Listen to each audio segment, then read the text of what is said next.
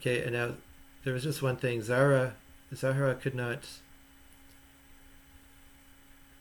She couldn't. I think her internet went down, so I'll just send her an email.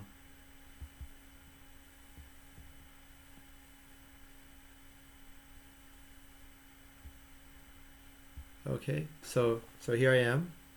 Oops. Now you'll see a delay, about 11 seconds or something. So I just waved in front of the extra screen. There you go. And so now you can see me there. Is it focused enough? Can you see that?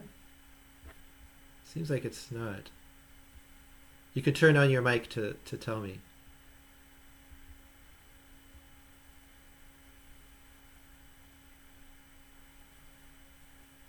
You can see the board?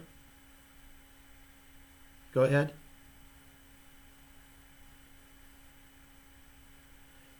Okay. All right. It's a bit rough, it looks like, so I might have to improve that, but okay, good. So who is that? Who saw it? Can you see the board okay? I'm just asking you to turn on your mic and let me know.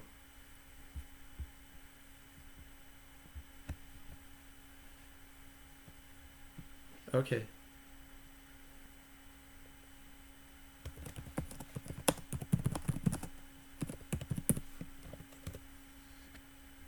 Okay.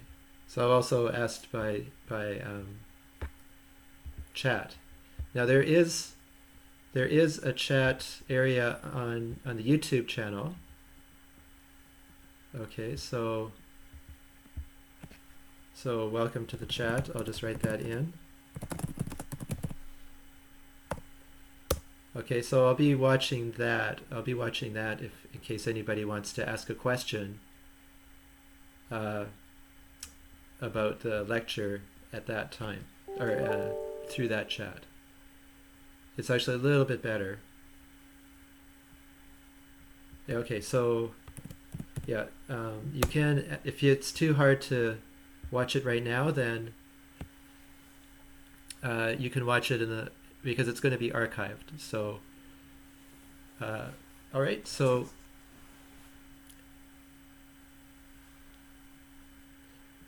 if you can, if there are no further questions, then I'll just start with the lecture. So you can ask your question by either chat or by Skype. Hopefully that will come up. Or you can turn on your mic and try to interrupt me. Okay, so I will, without further ado, begin here.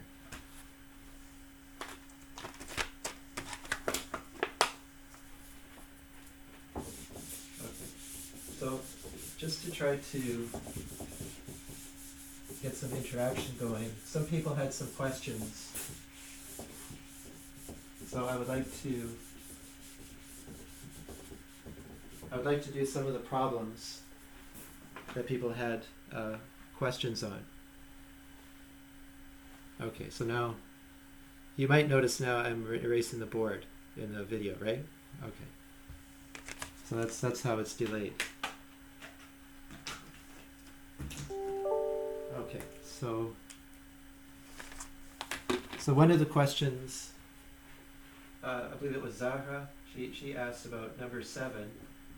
So these are the question, this is one of the questions, 3.2, number 7.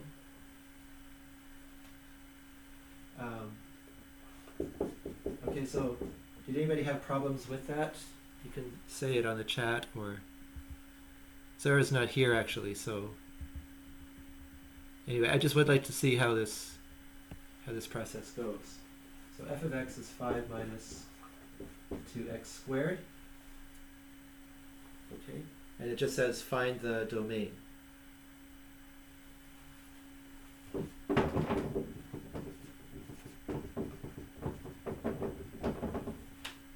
Alright, so I think how somebody was doing it, at least I won't bring up how the different people did it, but just so that you're clear, the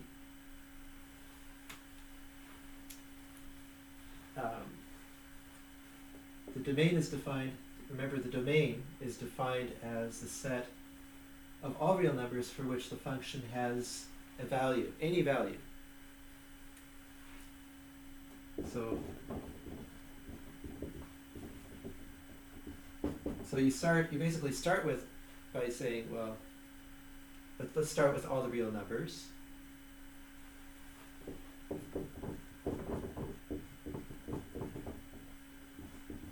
And just try to basically eliminate those values which can't be,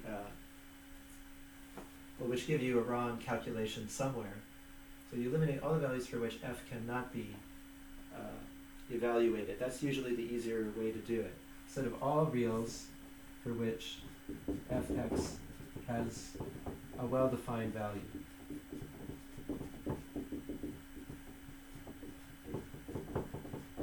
Okay. So for this one, and now, okay, there's an example. The examples in the textbook are, there's 2 in that section, and then 3 and 4. Those examples you can refer to as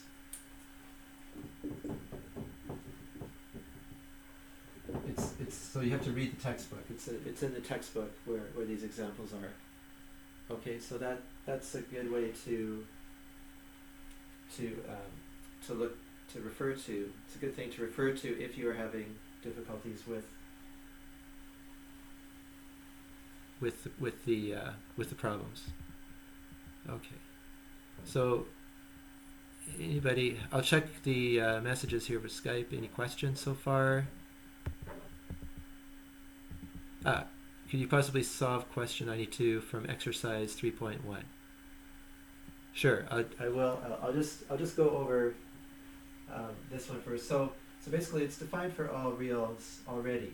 So there's no restrictions on this one because you can operate on any real. You can take the square of it, then you can multiply by 2, then you can subtract that from 5. So the answer is the domain is equal to the real numbers. Okay, so just refer to the example 2. This is the one which is relevant here. It's very similar to this example. Okay. 92 on page, question 92 from exercise 3.1, sure.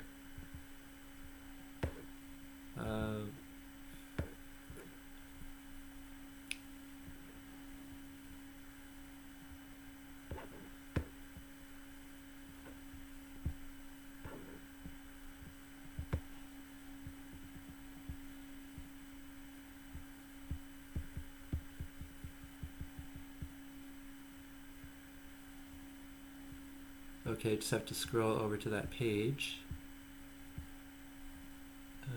Okay. So then 92. Show that the function 3x minus 5 squared plus 7 is not 1 to 1.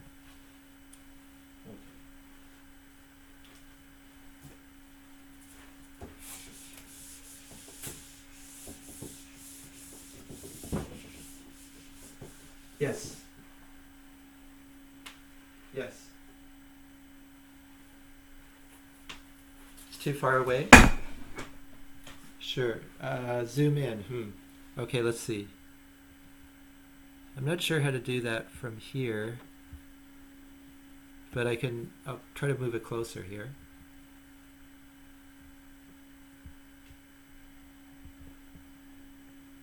Oh, let's see. Oh, let's see.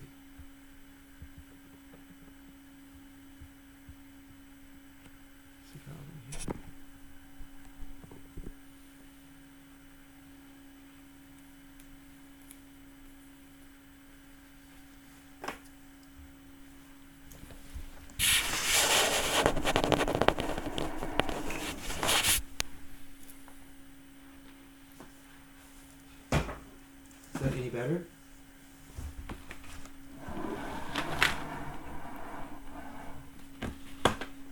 Takes a few seconds to get okay,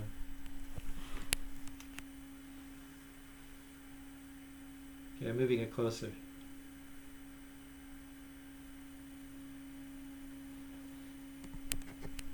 So here I should be looking at my live one here. Let's see.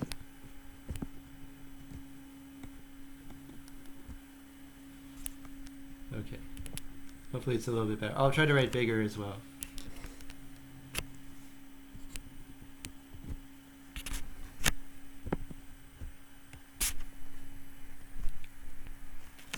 Okay, there we go. Okay, so number 92.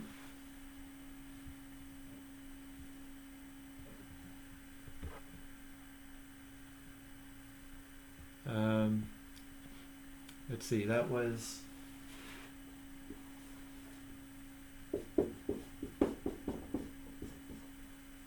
what was it? 3x minus 2 squared.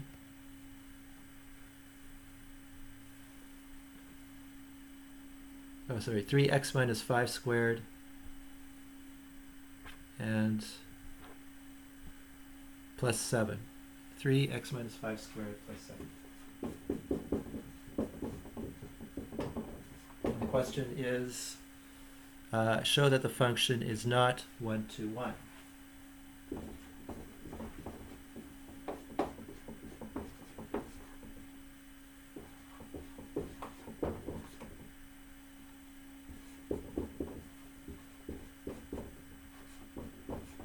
Okay. So now it's helpful to know some things about functions like that. All right. So that this is going to be a parabola. Now,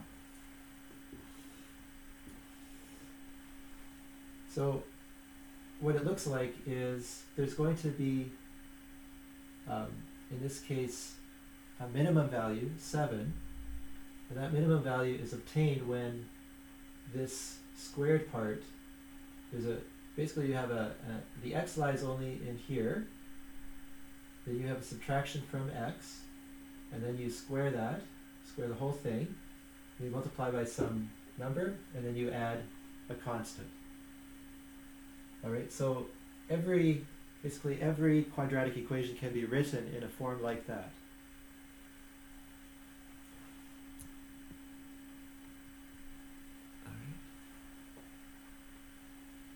And what you can say is that the maximum value is 7. I'm sorry, the minimum or maximum is going to be 7. And that is obtained when you take this squared part to be 0. And that happens when x equals 5.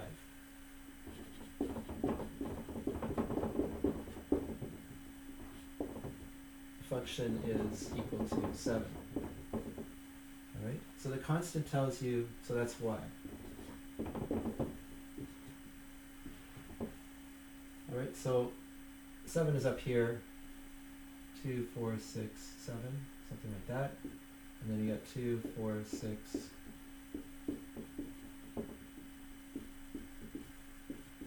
up to 5 here. Sorry, x is 5. When x is 5, then you have the function is equal to 7. Okay, and now if you go to any other x, if you go to x equals 6, then this becomes 1 times 3, so it goes up to 10. So here's 10, and so it'll immediately go up to 10 like this. So it goes pretty sharply up like that. Sorry, the graph is right in the middle of the question here. Okay, so the first thing is it a function? Yes, it is, because it is defined for all values. So function, yes. And the question, is it 1-to-1? Well, because it's a parabola, it's not going to be 1-to-1, because any horizontal line up here will give you two values of x. So y is up here, and then you get two x values. Let's say we chose y equals 10.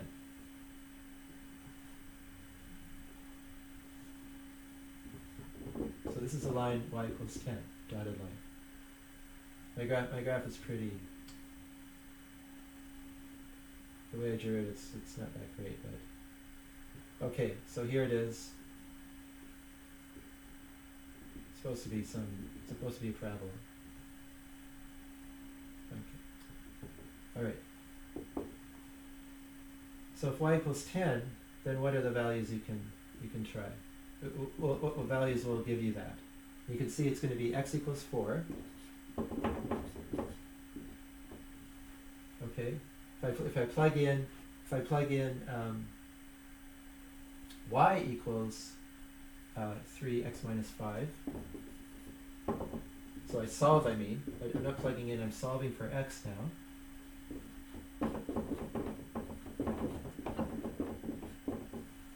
Okay.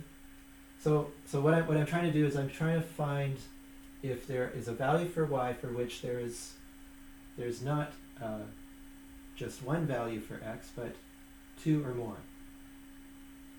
And that would show that it's not a one-to-one function. All right. Okay, so if I take this value for y, that's equivalent to having a horizontal line here, and then solve for x, then I'll get 3x minus 5 squared equals 3, and then I can cancel the 3 on both sides, and I get 1 here, and that's going to be x minus 5 squared is 1. Then I take the square root of both sides, and I get x minus 5 is plus or minus 1. So in that case, x can be, if x is if x minus 5 is plus 1, then x equals 6, or x minus 5 is minus 1, and I get x equals 5 minus 1 is 4. Okay, so you can see these are the values for which the function is equal to 10. So we have one y value, but 2 x values associated with it. So it's not a one-to-one function.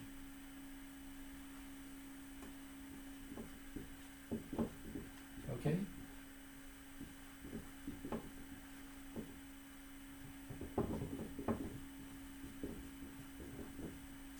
So it's not one-to-one. Not one-to-one. Okay? Is that clear? Does that make sense? I'll check the chat.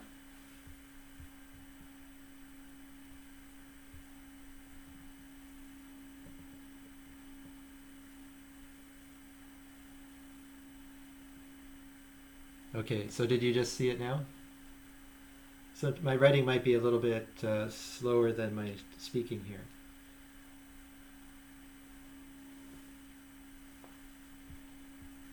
Okay, please let me know how it's going so far. If I'll try to check the chat here. Yes, okay, good. Thanks, Farzana. You can't hear me.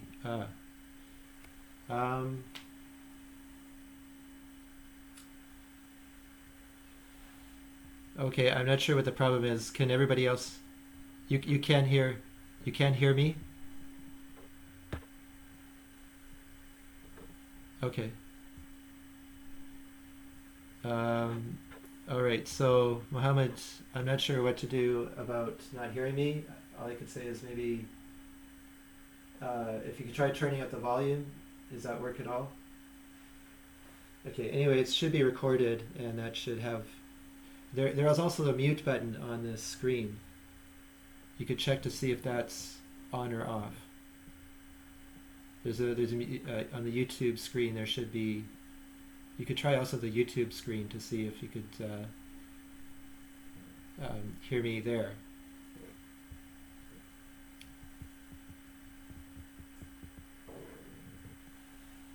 Okay. Yeah. Okay. Maybe I don't know what way you would like to do this, but maybe you would like to. If you want, you could try listening to the YouTube version, and then turn off, just turn off the speaker for the Skype and see if that helps.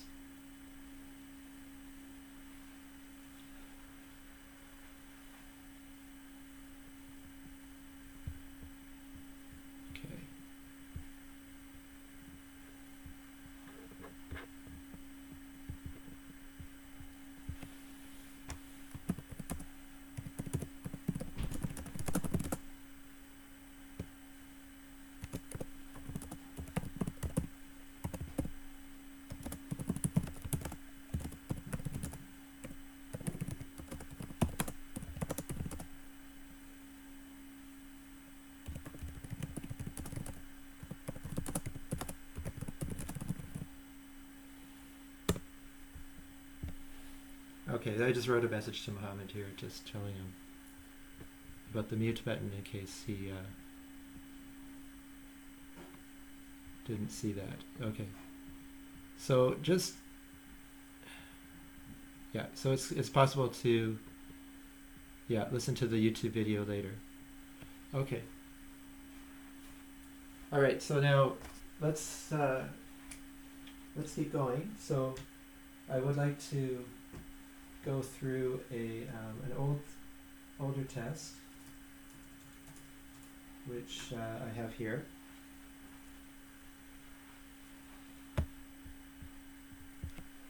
Okay. So it's going to be, this is one of the questions on it. This is another example of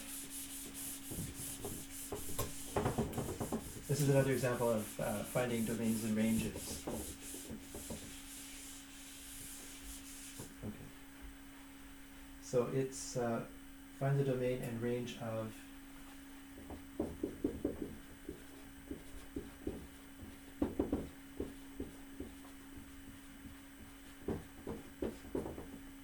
the function f of x is equal to the square root of 4 minus x squared divided by x plus 1.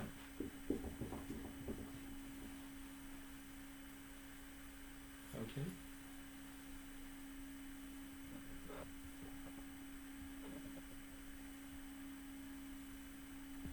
All right. Okay, I guess Farzana and Ayman, Mohammed couldn't hear, so he's going to just watch the video later. So that's why he's not in the call anymore. Okay, so the domain and range of this function. Okay, so again, you start with all real numbers, and then you find restrictions. Okay, so the restrictions come from, first, the denominator can be 0. So you don't want this to be 0, so you'd have to take x plus 1 not equal to 0. And then x is not equal to, therefore, minus 1. Right? And then the second restriction, that's the first one. And then the second one is that the numerator, or the function inside the square root in the numerator has to be positive, or 0. It can be 0 as well. Okay, so the numerator can be 0, but not the denominator in general. And in this case, this numerator, inside the numerator, you have to have that function bigger than or equal to 0. All right. So the easiest way to see what this is you solve this. You first find, if this is going to work, I have to have at most these real numbers. And recall from last time how to solve this problem. You change it to this notation like this. You just change the sign of both sides, and then change the sign of the inequality as well. And then you factor the lower, the roots are minus 2 and plus 2. So that's the lower root first. Usually I write it like that. And then you you draw on the real line the roots -2 and +2. This factor is negative here, positive here. This factor is negative here, and positive here. So the product of the two is going to be positive, negative, and positive. And so this is going to be true when -2 is less than or equal to x is less than or equal to 2. Now the only other thing is it's how to incorporate this restriction. X is not -1.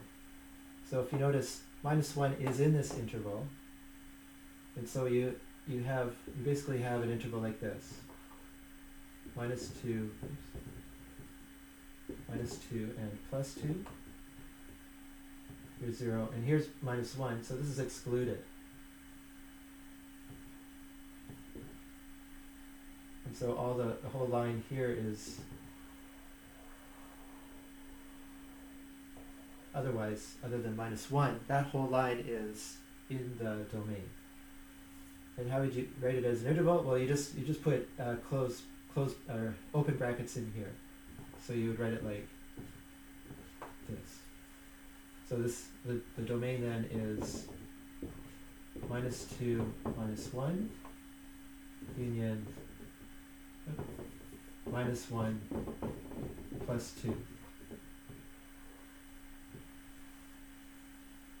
Okay. So the restriction number 2, this is the restriction number 2, gives you the whole interval between -2 and +2. And this extra restriction number 1 takes away a further point and gives you everything except -1. Everything in that interval except -1. If the denominator were something like x minus 3 instead of x plus 1, then 3 is out here somewhere. Well, that's already been excluded from the from the second restriction. So the second restriction just excludes all the values outside this interval. So that's already excluded. So then in that case, if x is -3, it would simply be the interval from -2 to 2. And you would write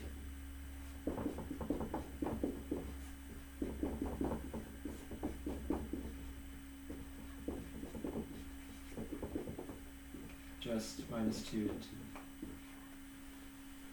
Okay, so this is the answer to the actual question. This question appeared on quiz 1 last semester.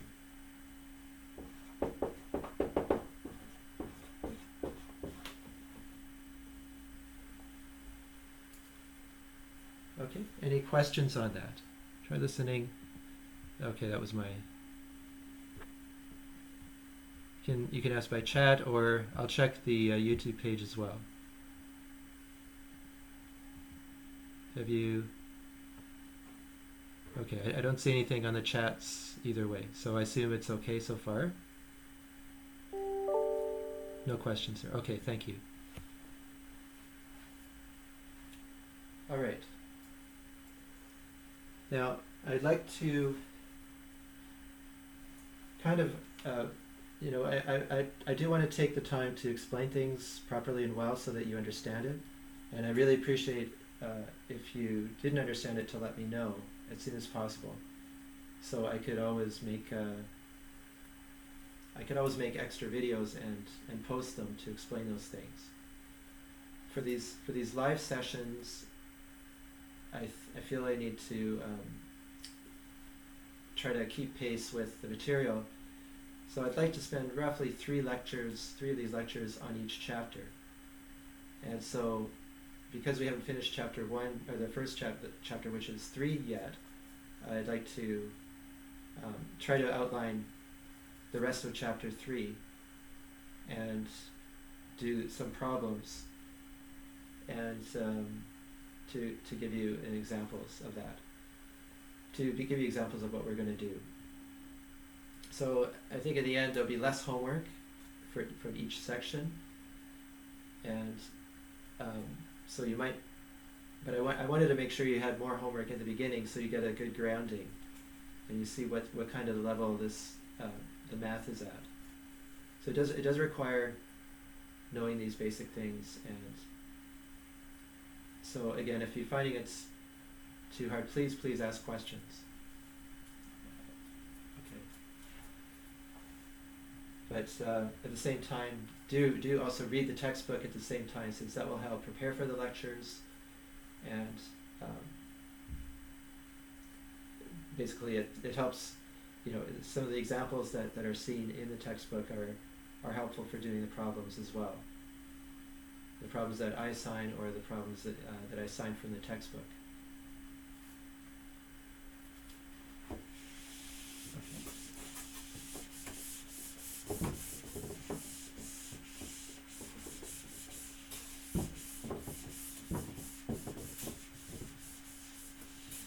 All right. So then, okay. So the next section is on functions and their behavior, whether they are increasing or decreasing.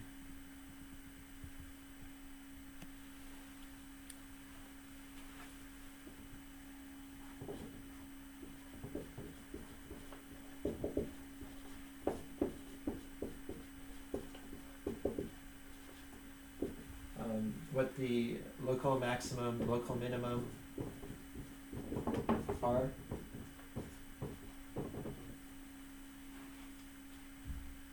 Okay. And so these will be a sort of a refinement of the domain. Okay, so a function might look like this. So I'm just writing a function down, but if you take f of x is equal to x cubed minus 4x, that will give you a similar function. It will look something like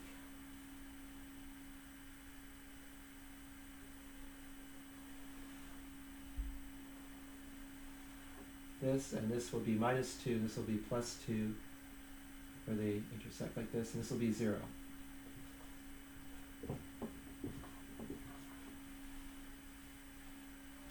Okay. So these will be functions which are both increasing and decreasing in different intervals, and we'll have a local maximum and a local minimum. Okay, so in general, a maximum is where the function basically has gone up before, and then after it's going down, where the max, you know, so if you think of the maximum as where you are right now, you've gone up to get there, and later you'll go down from there if you keep on increasing in the x direction. So as x increases, it goes up and then down. Now, later on, it could go down and then up. So increasing in general means as you move from left to right along the x-axis, so as x increases, so this is a definition of increasing.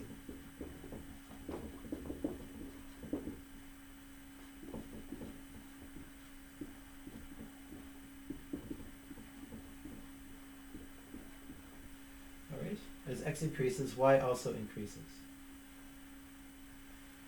And then decreasing basically is the other way.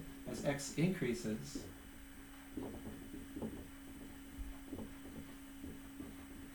then y decreases. Okay? So in both cases, x is increasing. Now you might ask, what happens if x decreases? Well, in this part, y will also decrease. So these two will go together, either both increasing or both decreasing. And over here, if x is decreasing, then y will be increasing. So that's just another way to explain it or to define it, but it's basically the same way as here. So I'll just usually I'll just think of x as increasing. All right. So if you have in linear functions, you have examples of that where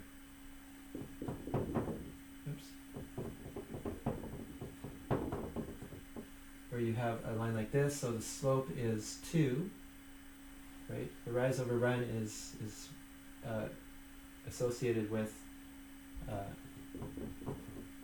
the coefficient of x. Okay, so this is what it looks like. So here as x goes from left to right, y is also going from left to right. And that's because the slope is positive. So this is increasing everywhere, right? Now this is true for all x. So it's increasing on the reals since the slope is positive.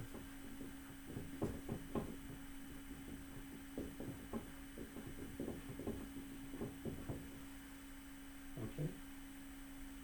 So the slope again, slope m is the change in y over the change in x, which is 2.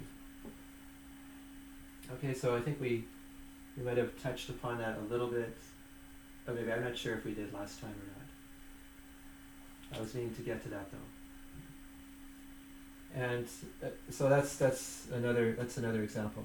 So in this case, the function, which is a cubic, okay, it's increasing here, decreasing here. You'll notice that if I plug in x equals -2 and you cube that, that's -8, and this will be +8, so that will give 0. And if this is 2, that's 8. -8 is 0 as well. So that's why there are zeros at 2 and -2, as well as 0. Because if I plug in 0, I also get 0. And these lines go on forever for increasing x, and forever increasing x, and also for increasing y. Both positive and negative. Okay. And so we just have to find out where these values here. We don't know yet what these values are. Okay, I will just give those to you. So I have to give those to you because because otherwise you have to use calculus to get this. So these values will be -2 over the square root of 3, and this will be plus 2 over the square root of 3. So I just used some calculus to find these values. Okay, so 2 over root 3, yeah, it's going to be some number. It's slightly bigger than, it's going to be around -1 point something. So -1 point,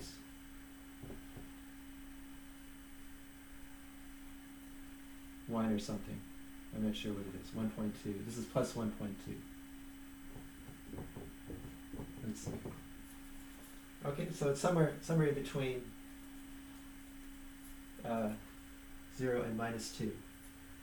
So then you would say that the function f is increasing, and then you just give the intervals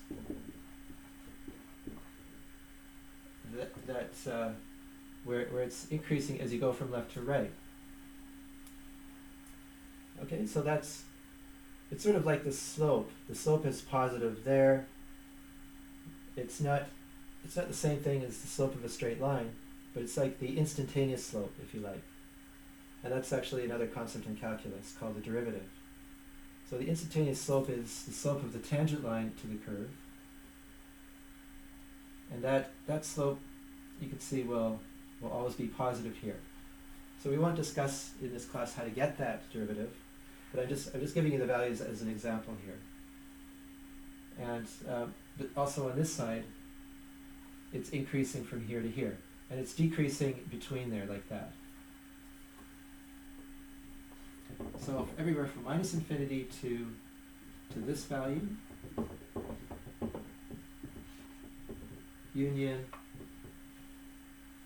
the other end like this. So 2 over root 3 plus 2 over root 3 plus infinity. It's increasing on those intervals. And f is decreasing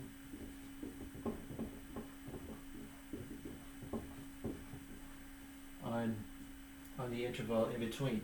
Now here we'll include the endpoints.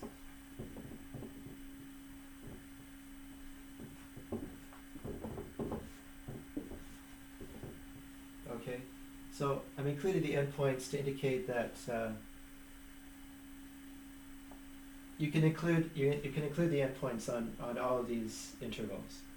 So this, of course, minus infinity plus infinity you can't include those, but if it's a finite number, then usually I'll include the endpoints for the increasing and decreasing intervals.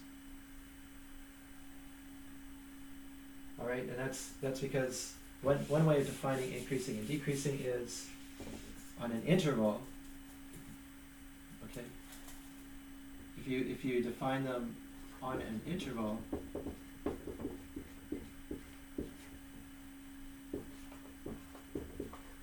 b, for example. Oh, one reason you might have to exclude the value. One reason you might have to exclude the value is if that value is not in the domain. Then you do have to exclude the value. But if it is in the domain, usually you'll include the values.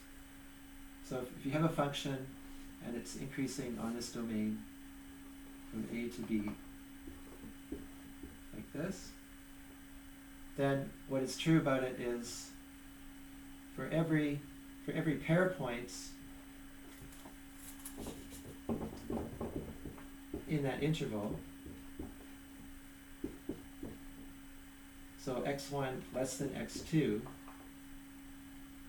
both in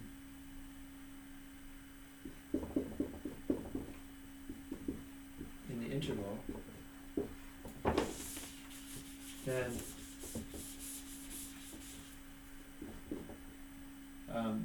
f of x1 is less than f of x2.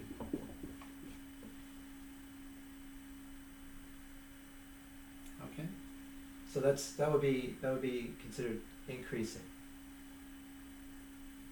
and decreasing would mean it's going the other way. So you'd still have the same order for x1 and x2.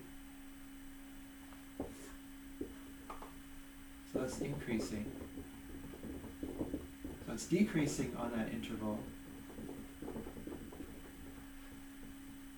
if f of x1 is greater than f of x2.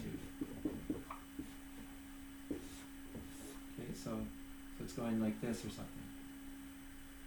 So you just look at the points, for example, x1 is here, x2 is here, and this is f of x2, f of x1. Here, x1 is here, x2 is here, here's A, here's B, and here's f of x1, f of x2. And you can see f of x1 is bigger than f of x2 in this case.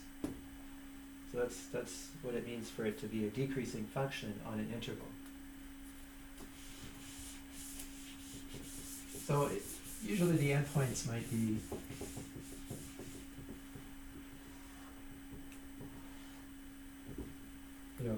you include the endpoint because it satisfies this criteria. If you pick one of them to be the endpoint, the second endpoint, let's say this is -1, so this will be the circle. Y is equal to square root of 1 minus x squared, that circle function. Okay, so at 0 this is y equals 1, and at these points it's y equals 0, y equals 0. So here it's increasing on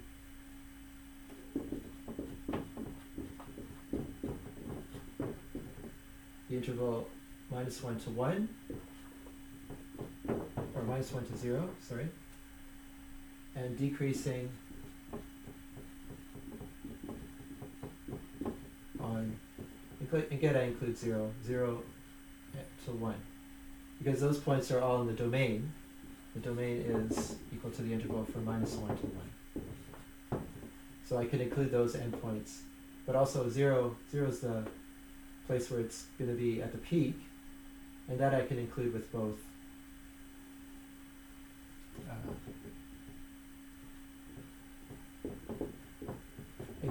in both intervals of increasing and decreasing. Okay. Because it satisfies this criteria. If you check it, if you pick x2 to be here and x1 to be anything else, all the way down to -1, then f of x2 is always bigger than f of x1. And it's a strict inequality like that. Or sorry, this one. F of x2 is bigger than f of x1. And similarly on this side, if x1 is here, x2 is here, then f of x1 is bigger than f of x2. Okay. All right. Now the local maximum, so this is an example where you have a local maximum. The local maximum is where the function is increasing before and decreasing after. So that characterizes a local maximum. Now it's called local because it might not be the function might go up later and go higher than that point. So you might have a function like this, and it keeps on going. So, but what characterizes local maximum it is decreasing, or it is increasing before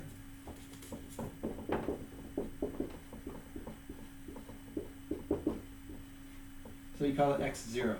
So increasing for an interval a x0 before, so a is less than x0. So it's increasing on some interval before x0. And decreasing after x0.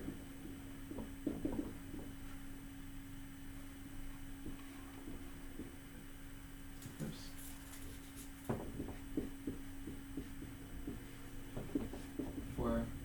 For some a and b. Oops. So you have to find an a that's less than x0 and a b that's greater than x0, and then it's got to be increasing on that side and decreasing on that side. You could adjust b to make it closer and closer. A can be closer and closer. It doesn't matter. As long as you have this property, then it's going to be a local maximum. If you take b too large, then it might not work, since you're going out of that range where it's decreasing. You're going out of that interval where it's only decreasing. If it's decreasing and increasing, then you can't say it's increased. It doesn't satisfy the definition of increasing or decreasing. You can't have both. If it's doing both, that's impossible. Okay. The local maximum is going to be given by this. Then the local minimum is. Did you have a question? Okay, the local minimum is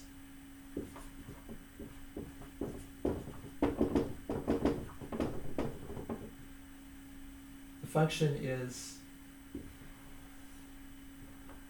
doing the opposite behavior. So there's some a and some b.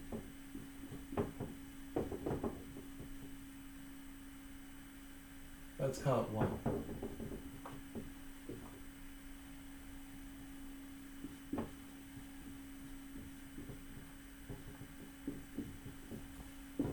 They're a and b, so that a is less than x1 and less than b. So that the function is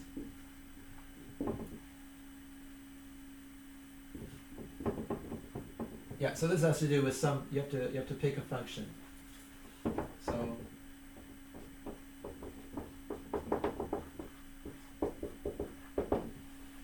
So f is now decreasing on the interval AB.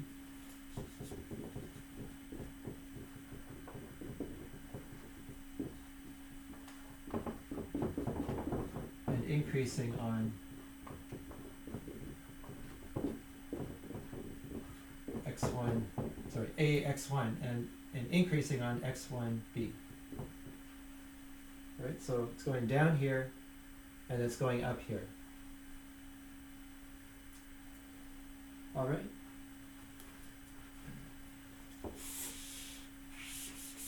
Now the final definitions I want to go through are absolute maximum, absolute minimum.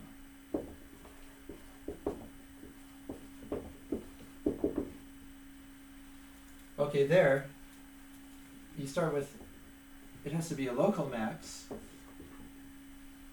So that would be a case where you have, for example, a parabola like this, like, oops, let's say it's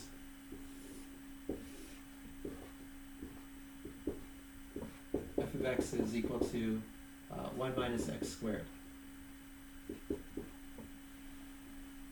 So this will be the value of the function at x equals 0 is 1, and the value of the function at x equals minus 1 or x equals plus 1 is 0.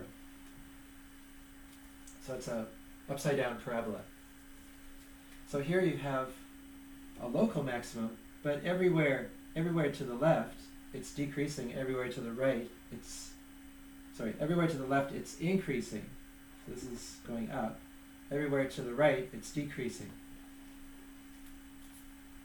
Okay, so little arrows along the curve will have positive slope. Little arrows, straight lines along that are tangent to the other side have negative slope. So it has to be a local maximum, but there you have to look at the graph, the whole graph, and realize there are no other.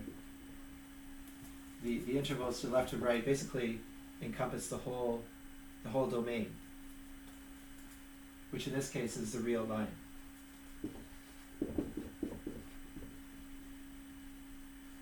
Okay, it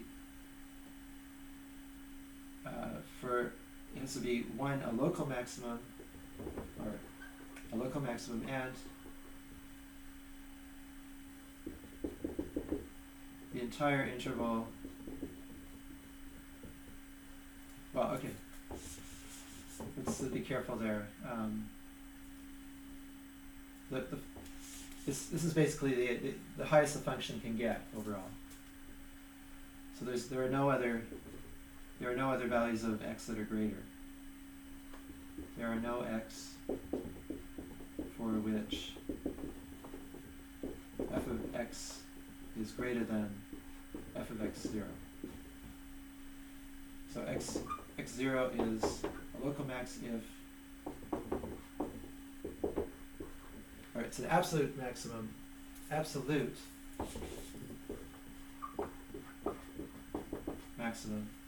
if x0 is a local maximum, and there are no other x for which f of x is greater than f of x0. And there's a similar definition for x1 being an absolute minimum. x1 would have to be a local minimum, and there are no other values of x for which the function is less than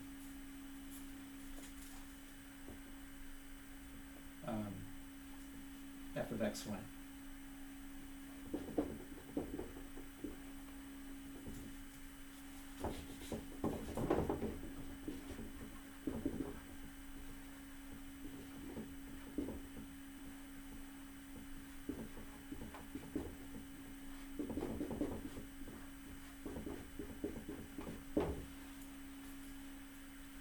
Okay, let's try some examples here. I'll just check the chat to see if everybody's okay so far.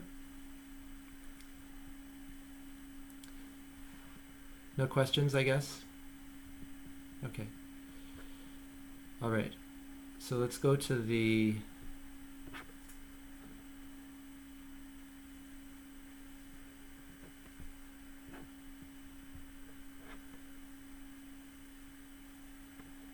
okay. Let's go to the book again.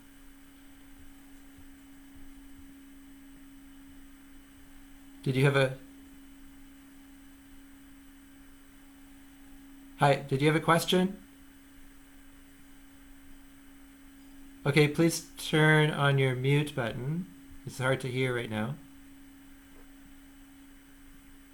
Okay, there's some sound coming in there. Extra noise in the background.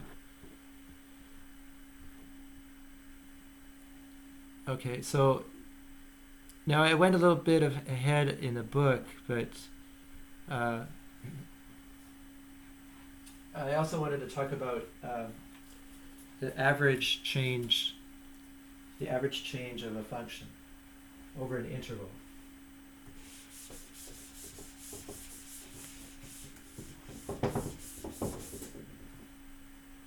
Okay, the average rate of change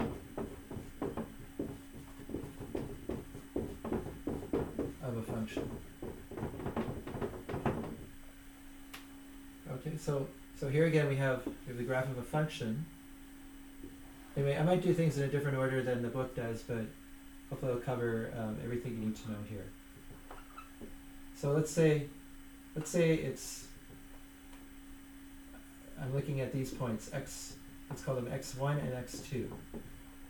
So the graph of the function looks like this. So you could see that this is an interval from here to here is an interval where the function is increasing. Okay. Now you want to find the average rate of change of the function over that interval on that particular interval. And let's say let's give a practical example, and let me write down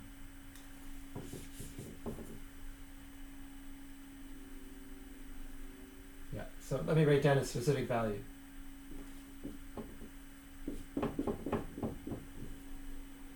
Okay, so let's just write down x minus 1, x plus 1, let's say, or x minus 3.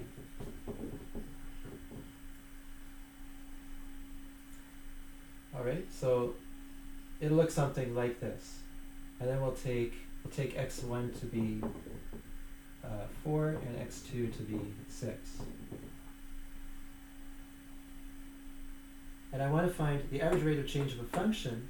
So what that is it's going to be the change in y over the change in x. All right, so in particular it's y2 minus y1 over x2 minus x1. So if this were a straight line, then this would just give you the slope of that straight line. But it's not a straight line, but we could still form this quotient here. We can still write down this ratio. We just have to find what the points x1 and x2 are. We're given those, let's say. And if we know the form of the function, then we'll also know what y1 and y2 are. Those will just be the values of the function at x1 and x2 respectively. Like that. So this will actually be the slope of the straight line that's used, that you construct to join the 2 points. So if you draw a straight line between the two, that will be the slope of that line. Okay? So it's like an approximation, if you like, to the curve between those 2 points. But you can also do this when the points are really far separated. It will then no longer be an approximation, it will be, but you could still find the average rate of change over that bigger interval. Okay, so here let's draw this function. There's going to be 1, 2, and 3. So the value at x equals 1 is 0. The value at x equals 2 is minus 3. And the value at, there'll be, remember that parabola is a symmetric curve. Okay, so let's just talk about this more. I would like to write this in a form which makes it easier to read off the values of the axis of symmetry and the vertex, or the minimum point of this parabola. So it will turn out to look something like this. And if I plug in x equals 2, which is right in the middle, I get 2 minus 1 and then 2 minus 3. So it's plus 1, minus 1, and so that's going to be minus 1. So it's just going to dip below at minus 1. And then at, for example, x equals 0, I'll get minus 1 times minus 3 is plus 3. So it's 1, 2, 3. Intersect there. And we'll also intersect here. This will also give you 3 at 4, x equals 4. Okay, so it'll come down like this. Try to draw a line through all the points. Some sort of a curved line like that. Okay. Now let's try to write this in a form in which it's easier to read off the vertex and the axis of symmetry. So the axis of symmetry will be this axis here. So it's x equals 2. And the vertex will be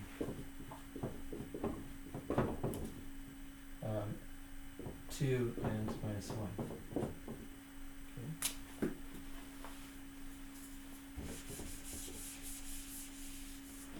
All right, so this works for a general quadratic of this form. So for this, I can complete, it's called completing the square.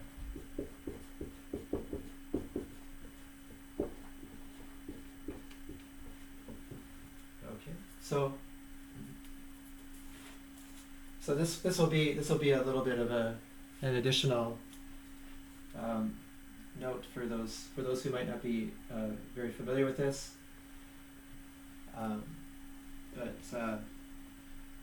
Okay, so here it is. So in this case, I'll take this function, I'll do it for this function, just to show you how it works. If you need practice with this, please let me know, and there are exercises in the book which will deal with this. So to complete the square, first you have to expand it out.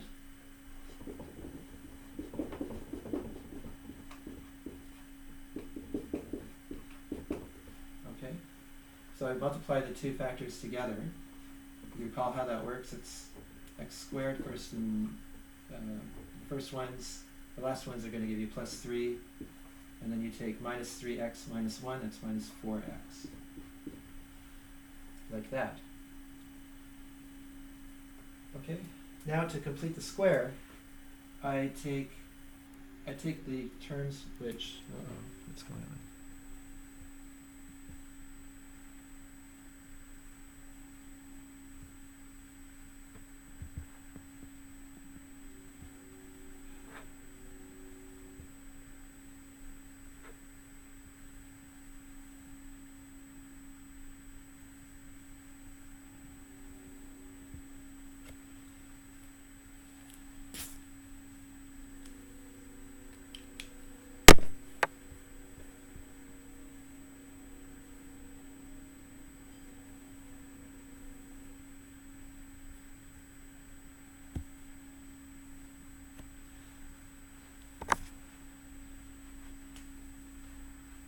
Okay, I had to start the Skype call again because it just suddenly quit. Okay, so if nothing happens, I guess I'll assume that you don't have the internet connection now, so I'll just continue with the lecture.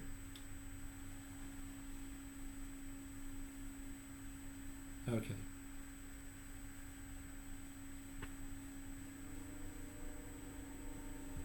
Okay, so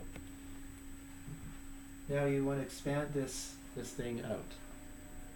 Okay, and so I did that here. Okay, now I would like to take the first two terms and group them together in brackets like this. And I want to write this whole, so I'll leave the 3 outside. And I want the coefficient inside the brackets to be of x squared, coefficient of x squared, I want that to be 1. Now here I don't have to take out any factor because it's already 1. So I just put it in brackets like this. And then I would like to add a constant term to this part, that constant term on the outside, to make the equation the same as before, in order that this term, I want this stuff in the brackets here to be a perfect square. Okay. So for it to be a perfect square, I need there's going to be a relationship between the coefficient here and the constant that I add. So I'm going to add a constant here, and I'm going to subtract it here.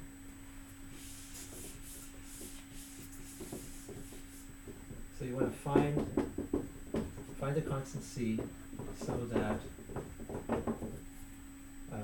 x squared minus 4x plus c is a perfect square.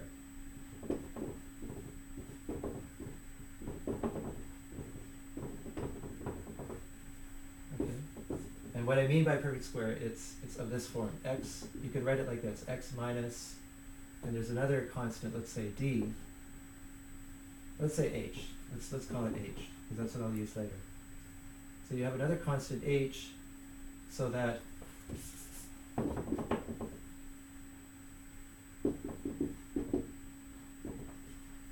h minus x minus h squared is equal to that original thing.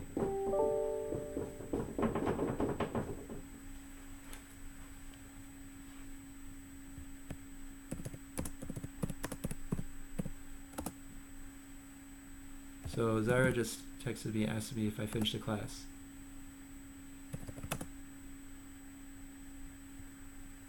Okay, let's see.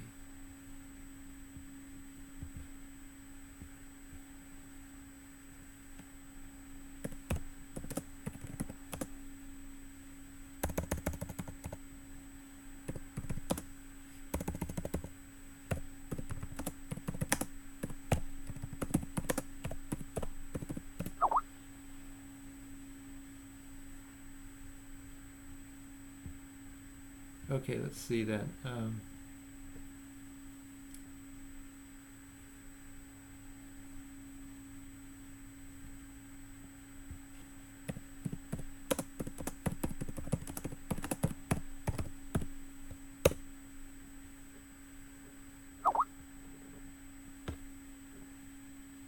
Let's see.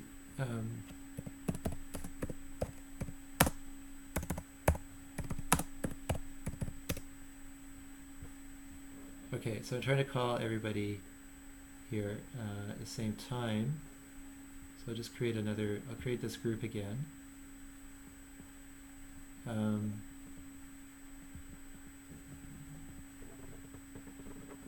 Okay. See, the problem is, yeah, if people just, if the Skype, if I want like people to be in on the Skype call, I would like everybody to be in these classes, to watch them, to participate as much as possible. Because you might have a question which might help other people. And so you can communicate with each other as well, and that will help you learn as well. And so so that's why I'm trying to get you all on the call. So somehow it took off the group here. Oh yeah, the group got reduced to 2 people, so I'll just include 2 more, Farzana and Zahra. Where is Zahra?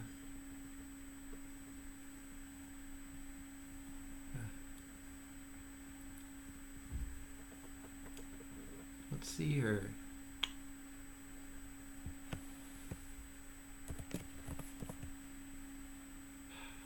Nothing.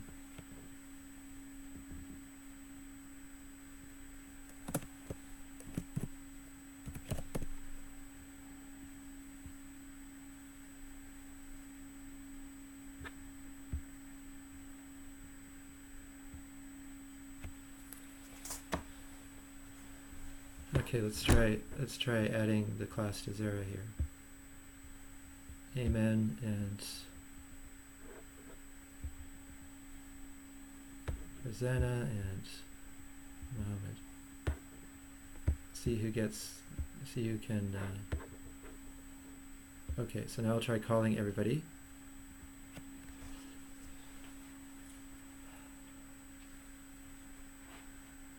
Okay, so at least you can follow what's going on YouTube, hopefully. Okay, hi Farzana. Did Zahra? Hi. Okay, Zahra is here too. Okay, good.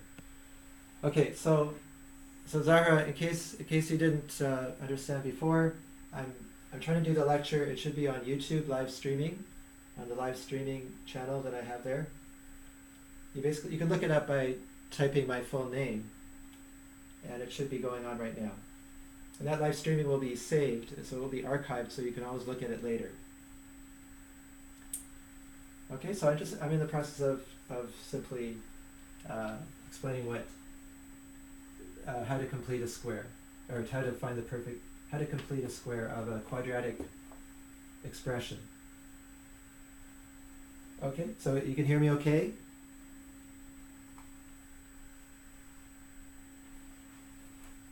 Oh, okay, Farzana left, okay. Okay, so it's just you, Zara, for a while, so if you could please... Oh, okay. If you go to the YouTube channel, do you have the YouTube channel?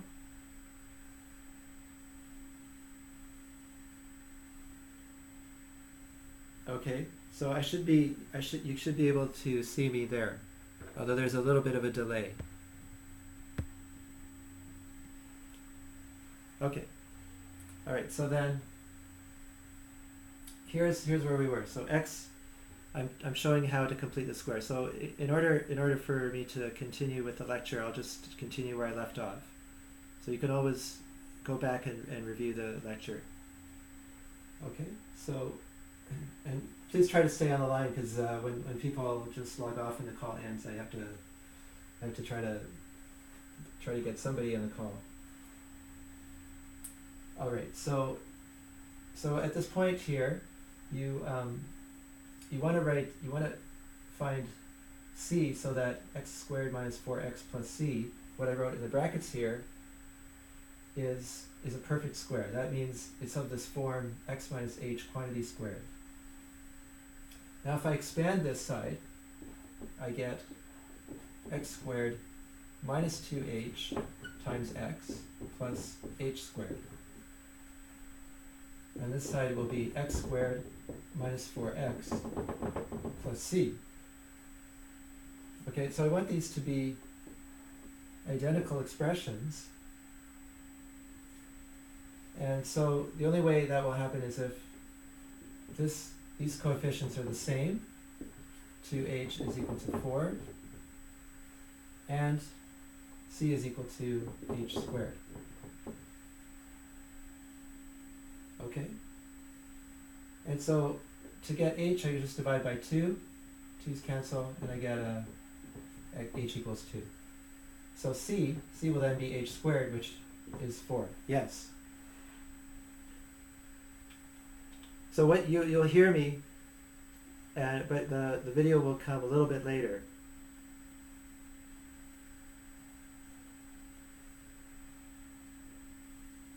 Yeah, it's a little bit delayed. I can see it right now. So now I'm just writing down the expansion of it. Okay, so I'm expanding the left side and then expanding the right side. Anyway, it might be better if you go to the YouTube video and turn on. Can you hear the sound on the? Okay. Okay, I'll just continue and live stream this, and if the Skype call just ended again. I think it's too hard to keep on reviving the Skype call, so I'll just continue with the live streaming here. Okay, so then you have h equals 2 and c equals 4, and what that means is the original function. The original function again was x squared minus 4x plus 3. So I'm rewriting that as x squared minus 4x, and then I put in c. Remember, I put in c here and I subtracted c here. C is going to turn out to be 4 according to this. So x squared minus 4x plus 4 goes in here, and this will be plus 3 minus 4, which is minus 1. And so this whole thing will be x minus 2 squared. Okay.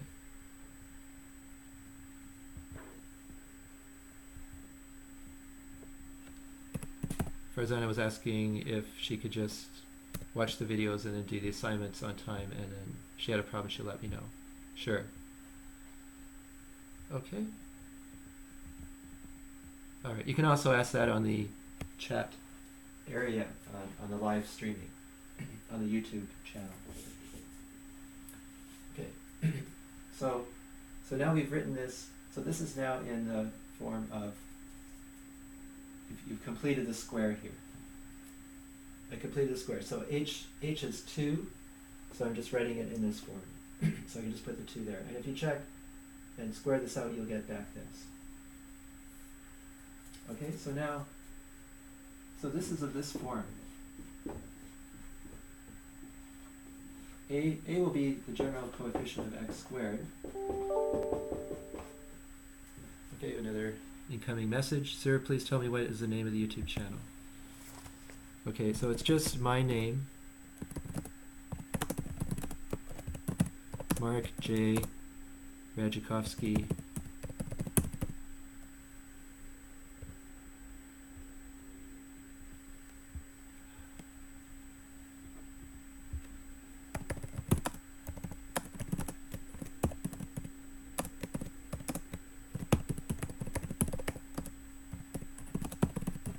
Live stream. Okay, I think I gave you the address of the channel before. It's the same one as last time, as when we tried it the first time. Okay. All right, so if the function is originally of this form, then to write it in the form of a perfect square, you'll get x minus h squared plus, and the rest will just be called k. All right?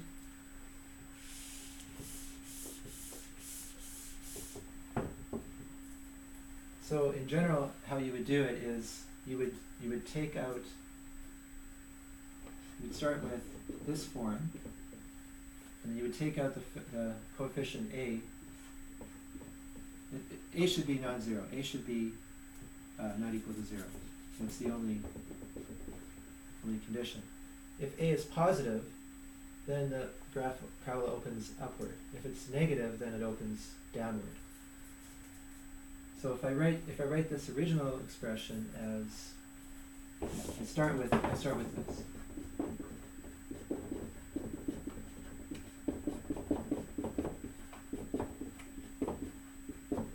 Ax squared is equal to plus bx plus c. So y is equal to ax squared plus bx plus c. Then I group, I take the factor a out of the first 2 terms only. So that means I have to divide this by a, get a new coefficient. And then I leave a gap, and then I'm adding c on the outside. Okay, so I want to put in a value for h squared in here. Okay. And then on the outside it will be minus h squared. So remember, h squared will have the property that, I called it c before, but now I'm calling c something different. Okay, so this whole thing now, I want to be equal to the whole thing grouped together. So x minus h squared. So Now you can see that the last term is already, I've already assumed that it's h squared. So now I just have to use the middle term to find h. Oops, it should be plus. No, minus. Yeah, I have to keep the minus sign there. So minus 2h then is equal to b over 2a, or h is equal to minus b over 2a. Okay, so then so that will be my h, and h squared will be u squared, and you lose the minus sign here, so it's b squared over 4a squared. So that's what I will get. When I group this all together now, h is going to be minus b over 2a. It's x minus b over 2a squared, and plus c minus b squared over 4a squared. Okay. So, and you could check this by, again, expanding this out, and you should get back to the original equation. But we want to leave it in this form because it's useful for our purposes of identifying the main features of the graph.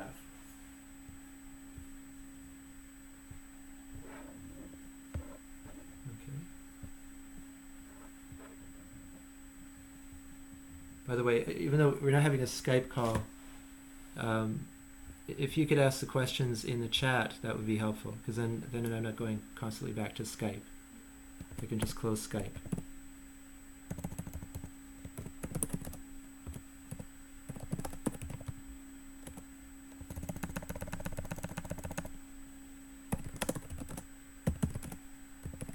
So I'll just write another message here so you can see where the chat is.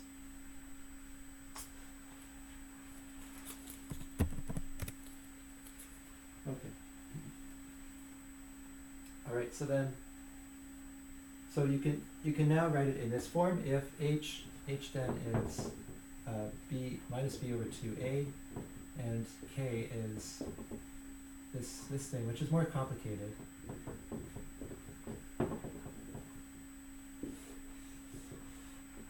Okay. But actually, there's a simpler way of finding the vertex coordinates.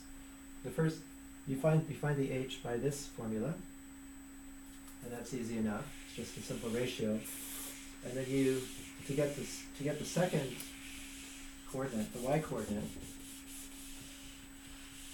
you can just substitute the h into the function. So to find k, use this. So f is equal to, you just plug in the h into function, and then that gives you k. Okay, it's because I'm writing this as in this form of x minus h squared plus k. So if I plug in x equals h, this will become 0, and I'll get the value k. And so if you actually work it out,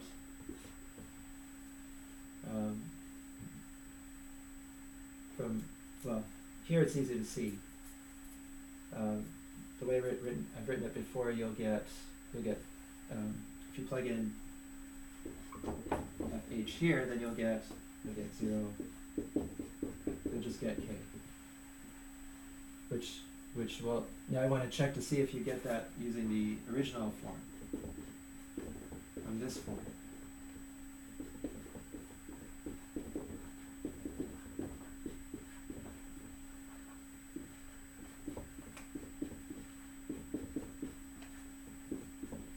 Okay. So here I plug it in and I get x squared, so it's b. So I square this whole thing and I get b squared over 4a squared. And then I get plus bx, so it's minus b squared over 2a. Alright, so I'm just multiplying an extra b in the numerator, and then the rest is the same. And then I add c. Okay? And so here I get a cancellation now. I get a will cancel with a factor of a, and I'll get b squared over 4a. So if you check that, these will now add together. The coefficient will be 1/4 minus a half. 1/4 minus a half times b squared over 4a. And just check that, but that's going to be minus a half. Oh, sorry, minus a quarter. So it'll be b squared over 4a. Right?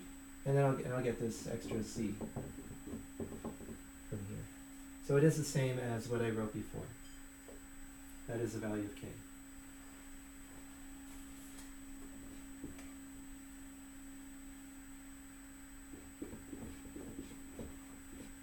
All right. Okay. So in general, you can do that. So for our equation then, in our case,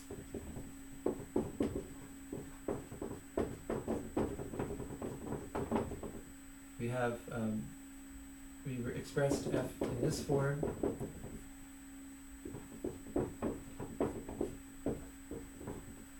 And so h is equal to 2, and then k is equal to -1. So you could read it off, it's this constant term after completing the square. Okay, from the original form, x minus 1, x plus 3, x minus 3. Again, you see if you substitute in 2, then you get -1.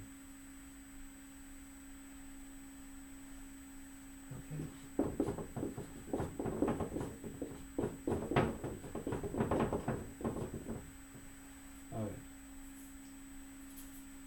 So that shows this graph,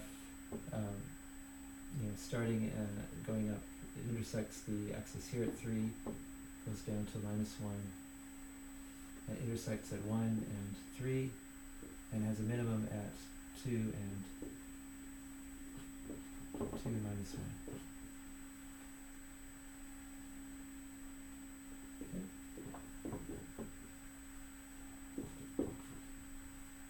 All right, so that's an important thing called completing a square, which I wanted you to know how to do in this class. It comes up a lot. So if you haven't already seen that, please look at the textbook for that. You can look it up in the index, or I can find the pages for you. I can give you some exercises as well. All right. So here the function is decreasing on this interval. So we could read off the properties now. It's decreasing below the vertex, which is x equals 2 in this case. So it's decreasing on this interval and increasing on the interval 2 to infinity. Remember, I can include 2 in both intervals. And it has both a local and global, or absolute max. Or at minimum. At x equals 2. Alright. Okay.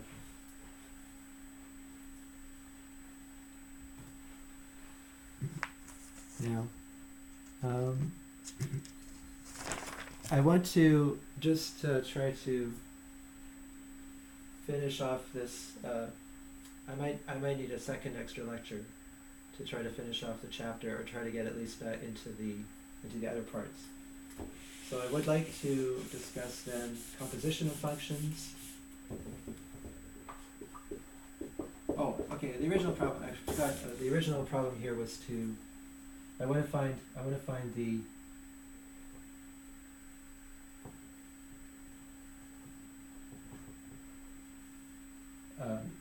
average rate of change. So I haven't quite finished this thing. The average rate of change of f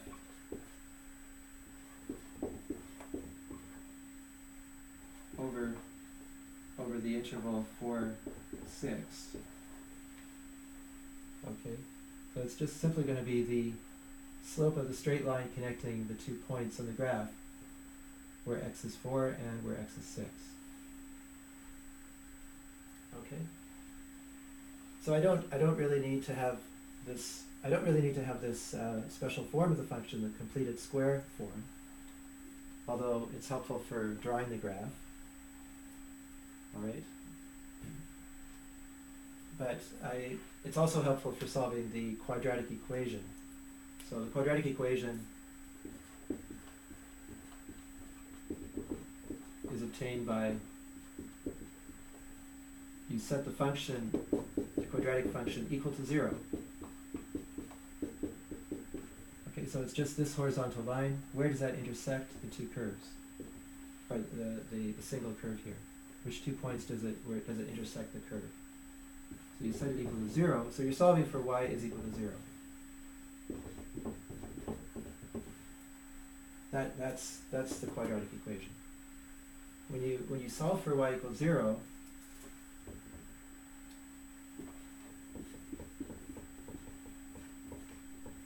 here's what you get. You get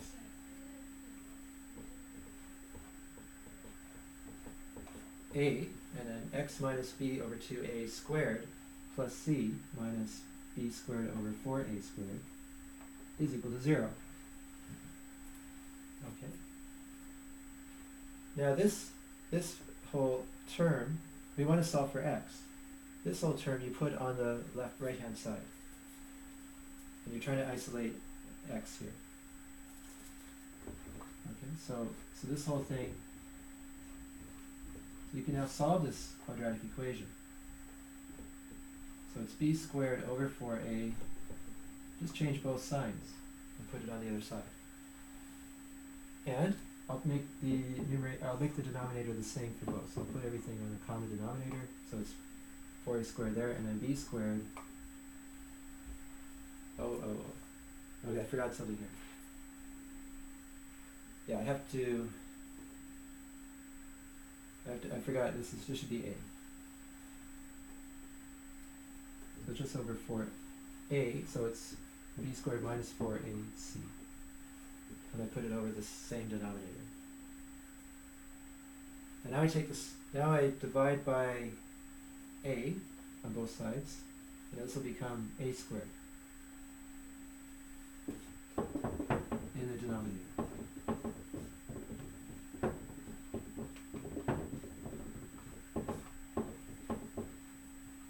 Okay, and I take the square root of both sides.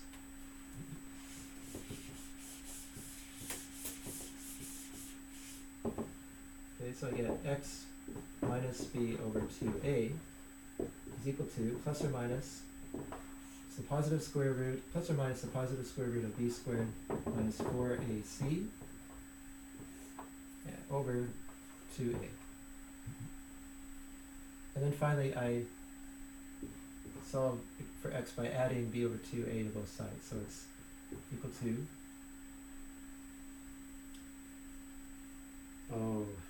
I think there's a problem here. Yeah, okay, sorry, this should have been plus. Should have been plus here. Yeah. This is plus. Now when I put it on the other side, it's minus. So it's minus b plus or minus square root of b squared minus 4ac over 2a. Okay, so that's what you might recall is the quadratic formula, or the solution of the quadratic equation.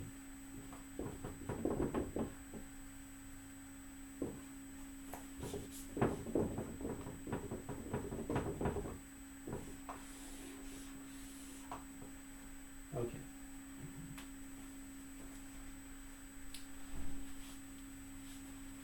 All right, so that's now, okay, back to the original question. So I'm getting a lot out of this question, but I still want to answer it. So to answer finally the question of the average rate of change, I take my original function at x equals 4, and I evaluate f of 4. So it's 4 minus 1, 4 minus 3. And that's 3 times 1 is 3. Okay, so that's x1, and this is y1.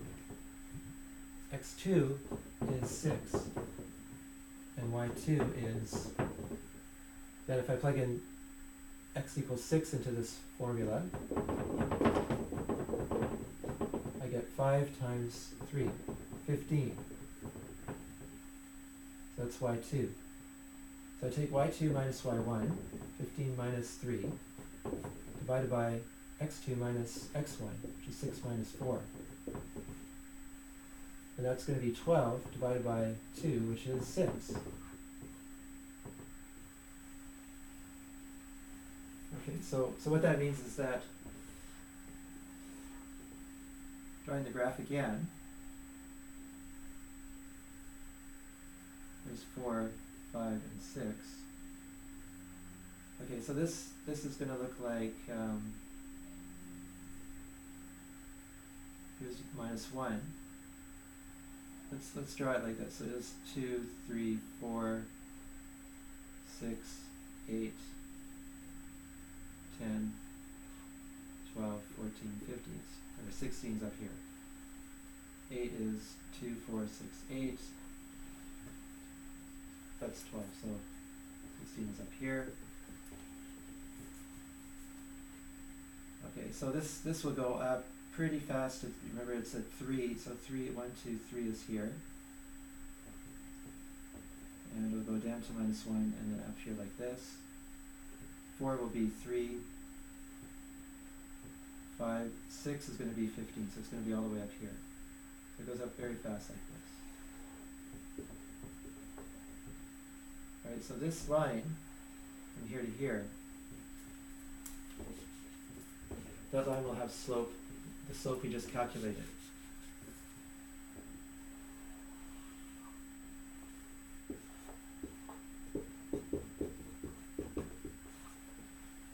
Okay, because it's 15 minus 3, 12 over 6 minus 4, which is 2. Okay. If you did it with x1 equals, let's say, let's make it 0 and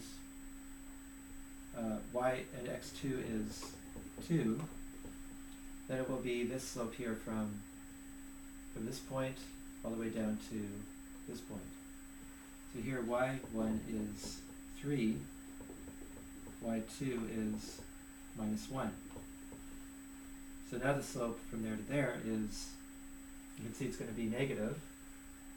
So if I take y2 minus y1 over x2 minus x1, it's minus 1 minus 3 over 2 minus 0. So it's minus 4 over 2, which is minus 2.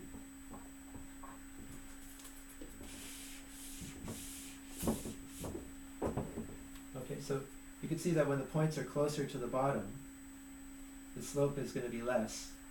It will change sign. If they're balanced equally on both sides, then the slope can be 0. But if you have one, if this point is closer to the vertex than the other point, then the slope will go upwards in the direction of the point that's farther away. Okay. All right. So I'll give homework, by the way. I'll give it by email this time, since I didn't have time to make up the assignment. But I'll give you some worked out questions. But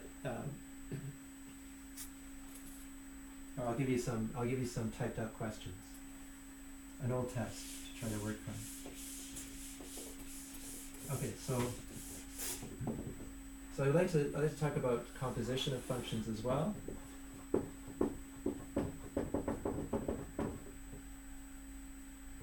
I want to look at transformations of functions, composition, and also the inverse functions.